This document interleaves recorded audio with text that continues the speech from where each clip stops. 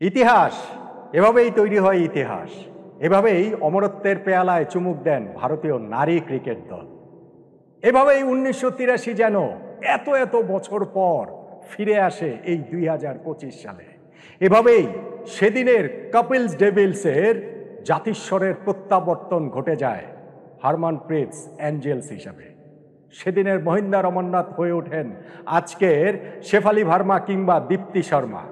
সেদিনের কৃষ্ণমাচারী শ্রীকান্ত, বলবিন্দর সিং সান্ধু, মদন লাল, রজার বিনিরা হয়ে ওঠেন আজকে স্মৃতি মান্ধানা, জেমিমা রদ্রিগেজ, শ্রীচরণী। ভারত প্রথমবারের মতো নারী ওয়ানডে বিশ্বকাপ জিতে যায়, ঠিক যেমনভাবে তারা জিতেছিল পুরুষদের বিশ্বকাপ সেই ১৯৮৩ সালে।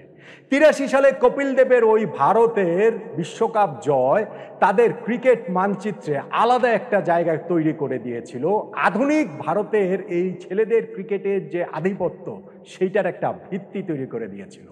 আর আজকে এসে এই ২০২৫ সালে হরমনপ্রীত কৌরের ভারতের নারী দল ওয়ানডে বিশ্বকাপ জেতার পরে সেই ঘটনারই পুনরাবৃত্তি ঘটালো যেন ৪২ বছর পরে। ভারত আজকের এই ফাইনালে, রুদ্ধশ্বাস ফাইনালে শেষ পর্যন্ত গিয়ে আপনি যখন ব্যবধান দেখবেন যে ভারত ৫২ রানে জিতেছে, তখন আসলে এই টেনশনটা ফিল করতে পারবেন না যে কিরকম রুদ্ধশ্বাস তারা এই ম্যাচটা জিতেছে, এই ফাইনালটা জিতেছে। কেননা তাদের শুধুমাত্র প্রতিপক্ষ দক্ষিণ আফ্রিকা ছিল না, তাদের প্রতিপক্ষ ছিল এক্সপেকটেশন, প্রত্যাশা। এই পুরো ভারতবাসীর প্রত্যাশা কাঁধে নিয়ে তারা যেইভাবে লড়াই করেছে এবং ফাইনালে গিয়ে যেইভাবে জিতেছে, তাতে করে প্রজন্ম থেকে প্রজন্মে এই শিরোপা জয়ের গল্প করা হবে এবং প্রজন্ম থেকে প্রজন্মে হরমনপ্রীত কৌরের এই দলের শিরোপা জয় ইন্সপায়ার্ড করে যাবে জেনারেশন থেকে জেনারেশন নিঃসন্দেহে। ভারত যে এই ম্যাচটা জিতলো, যেটা আমি বলছি যে ৫২ রানের জয় পরাজয়ের ব্যবধান আসলে বোঝাতে পারছে না যে কিরকম রুদ্ধশ্বাস ম্যাচটা হয়েছে, সেইখানটাতে তারা ঠিক কোন জায়গাটাতে জিতে গেল। দেখুন, এইখানটাতে প্রথমে বলতে হবে শেফালি ভার্মার কথা। তার এই বিশ্বকাপ খেলারই কথা ছিল না। বিশ্বকাপের ১৫ সদস্যের দলেও তিনি ছিলেন না। ইনফ্যাক্ট রিজার্ভ যে লিস্ট সেইখানটাতেও তিনি ছিলেন না। ওই জায়গাটাতে একজন যে ভারতীয় ক্রিকেটার প্রতি তিনি যখন গিয়ে ইনজুরির কারণে ছিটকে গেলেন, ভারতীয় নির্বাচকরা তাকে এই স্কোয়াডে অন্তর্ভুক্ত করলো। সেমিফাইনাল ম্যাচটাতে তিনি তেমন কিছু করতে পারেন, কিন্তু ফাইনালে কি অসাধারণ তিনি পারফর্ম করলেন। প্রথমত ব্যাট হাতে, তারপরে বল হাতে।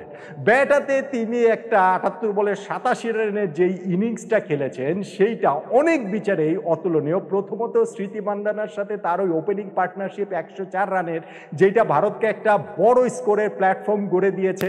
তারপরে গিয়ে তিনি ওই জায়গাটার থেকে বল হাতেও যখন তাকে ক্যাপ্টেন দিয়েছিলেন, ভারতের সাউথ আফ্রিকা যখন ওই যে ২৯৮ রান চেস করতে নামে, ২১ নম্বর ওভারে বল হাতে তাকে দেওয়ার পরে প্রথম পরপর ২ ওভারে যে তিনি ২টা উইকেট তুলে নিলেন, সেইটা আসলে অসাধারণ। অসাধারণ বললেও কম বলা হবে। শেফালি ভার্মার জন্য জীবন যে এইরকম একটা চিত্রনাট্য লিখে রেখেছিল সেইটা আসলে কে জানত। কিংবা ধরেন দীপ্তি শর্মার কথা। দীপ্তি শর্মা ব্যাটিংয়ে ৫৬ বলে অপরাজিত ৫৬ রানে একটা ইনিংস খেলেছেন এবং তার ওই ইনিংসটাতে এই ভারত ৩০০-র কাছাকাছি স্কোরে নিয়ে গিয়েছিল ২৯৮। তারপরও ইনিংসটাকে তিনি আরেকটু গতি দিতে পারতেন কিনা। ২৯৮ কি আসলে এই নাভি মুম্বাইতে যথেষ্ট স্কোর কিনা শিরোপা জয়ের জন্য, ওরকম প্রশ্নের জায়গা ছিল। আর তিনি যখন ওই যে একটা ক্যাচ ফেলে দিলেন, তখন তো মনে হচ্ছিল তিনি বোধহয় আসলে ভারতের শিরোপাটাই না ফেলে দেন। কিন্তু ওই জায়গাটা থেকে তিনিও তার রিডেমশনটা কিভাবেই না করেছেন। প্রথমত ওই পার্টনারশিপটা ব্রেক করে তারপরে একই ওভারে আরও ২টা উইকেট তুলে নিয়ে লরা ওয়ালবার্ট এবং ওইখানটাকে ট্রায়নের উইকেট, এবং লরা উলবার্টের যে উইকেটটা সেইটাই আসলে ফাইনালটা ভারতকে ফাইনালি জিতিয়ে দিয়েছে। কেননা সাউথ আফ্রিকার এই ক্যাপ্টেন, যিনি সেমিফাইনালেও সেঞ্চুরি করেছিলেন এবং ফাইনালেও সেঞ্চুরি করে তখন তিনি অপরাজিত, দলকে তিনি জেতানোর পথেই ছিলেন। হ্যাঁ, ওইখানটাতে দীপ্তি শর্মা তিনি উইকেটটা ব্রেক করেছেন, পার্টনারশিপটা ব্রেক করেছেন বটে, কিন্তু তারপরে তো সাউথ আফ্রিকার শেষ ১০ ওভারে 88 রান প্রয়োজন ছিল। লরা উলবার্ট যদি থাকতেন তাহলে সেইটা হওয়াটা খুবই সম্ভব ছিল, এবং সেইখান থেকে দীপ্তি শর্মা তাকে আউট করলেন। অবভিয়াসলি মিড উইকেটে যে ক্যাচটা আমনজোত কৌর নিয়েছেন সেটার কথাও বলতে হবে, একবার, দুইবার, তিনবারের চেষ্টায় যে ক্যাচটা তিনি নিয়েছেন, তিনি আর বিশ্বকাপ ট্রফিটা ভারতের হাত থেকে ফেলে দেননি। এই জায়গাটাতেই ভারত আসলে ম্যাচটা নিজেদের করে নিয়েছে পুরোপুরি। হ্যাঁ, সাউথ আফ্রিকার এরপরেও কামব্যাক তারা করতে পারতো, এই ভাবনার জায়গাটা আসে, কেননা ওই যে লিগ পর্বের যেই ম্যাচটা সেইখানটাতে সাউথ আফ্রিকা মোটামুটি এরকম একটা অবস্থা থেকে ভারতের কাছ থেকে ম্যাচটা ছিনিয়ে নিয়ে এসেছিল। 8 নম্বরে যে ওই নাদিম যিনি আছেন তিনি 54 বলে 84 রানের একটা অবিশ্বাস্য ইনিংস খেলেছিলেন, কিন্তু আজকে আর সেটা হওয়ার নয়। পরপর 2 বলে ভারত এরপর 2টা ক্যাচ ফেলেছে, কিন্তু সেইটাও হওয়ার নয়। লাস্টে গিয়ে ওই জায়গাটাতে যে একটা দুর্দান্ত ক্যাচ হরমনপ্রীত কৌর ধরলেন, ক্যাপ্টেনের ক্যাচেই আসলে ভারতের এই শিরোপা জয়টা নিশ্চিত হয়ে গেল। 298 যখন চেস করতে নামছে সাউথ আফ্রিকা, তখন কিন্তু এই উইকেটে এটা মোটামুটি পার্স করছিল, এবং প্রেশার সিচুয়েশনটা যারা ভালোভাবে হ্যান্ডেল করবে তারাই আসলে ম্যাচে বিজয়ী হবে, ওই রকম একটা অবস্থায় কিন্তু ছিল।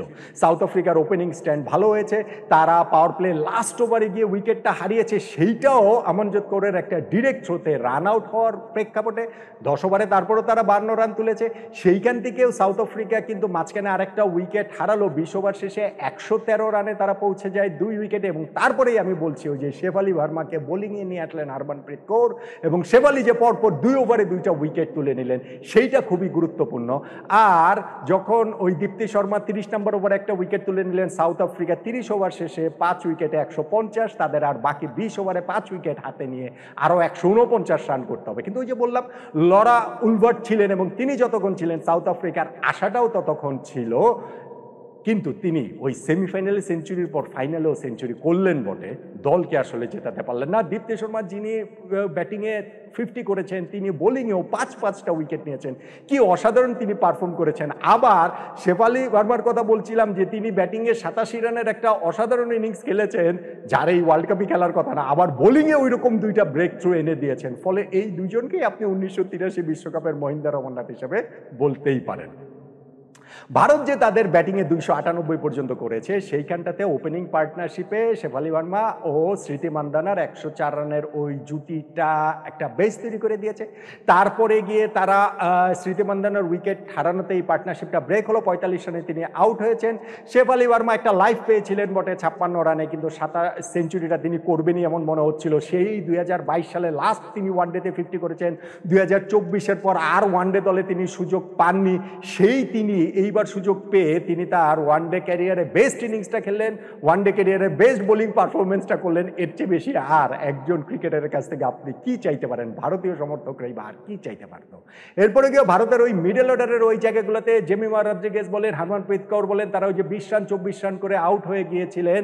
শেষ দিকে গিয়ে তাদের স্কোরটার সেই প্রত্যাশিত গতি পায়নি যতটা হওয়ার কথা ছিল। দীপ্তি শর্মার ওই ইনিংস আছে, সঙ্গে রিচা ঘোষের 24 বলে 34 রানের ইনিংসে তারা 298 পর্যন্ত পৌঁছতে পারে, যেইটাকে আপনি মোটামুটি পার স্কোর ধরতে পারেন। এবং যখন আপনি মাথায় রাখবেন যে সেমিফাইনালে ভারত অস্ট্রেলিয়ার 338 রান তাড়া করে জিতে গিয়েছিল, তখন কিন্তু ওই স্কোর তাড়া করার ব্যাপারেও সাউথ আফ্রিকার আসলে কি বলা ছিল আত্মবিশ্বাসী থাকার কথা, যে অস্ট্রেলিয়ার ওই স্কোর যদি ভারত তাড়া করে জিততে পারে তাহলে তারা কেন জিততে পারবে না। কিন্তু ভারত সেটা হতে দেয়নি। ভারতের এইবার আর সেই 2023 ওয়ানডে ওয়ার্ল্ড কাপের ফাইনালে যেই স্বপ্নভঙ্গ হয়েছিল সেই স্বপ্নভঙ্গ হয়নি। ছেলেদেরটাকে কথা আমি বলছি, তারা বরং 1983 বিশ্বকাপের সেটাই আসলে ফিরিয়ে এনেছে। কপিল ডেভিলস এইবার হরমনপ্রীত কৌর এঞ্জেলস হিসাবে ফিরে এসেছেন, প্রত্যাবর্তন হয়েছে তাদের এই জাতিস্বর হিসেবে। ভারতের নারী দলের এই প্রথম বিশ্বকাপ জয়, তারা এইবারে টুর্নামেন্টের বিবেচনা করলেও এটার আসলে গুরুত্ব অনেক। মাঝখানে তারা টানা 3টা ম্যাচ হেরেছিল, সাউথ আফ্রিকার কাছে, অস্ট্রেলিয়ার কাছে, ইংল্যান্ডের কাছে। ঘরের মাটিতে বিশ্বকাপে তারা কত দূর যেতে পারবে সেইটা একটা বিরাট প্রশ্নবোধক চিহ্নের সামনে ছিল।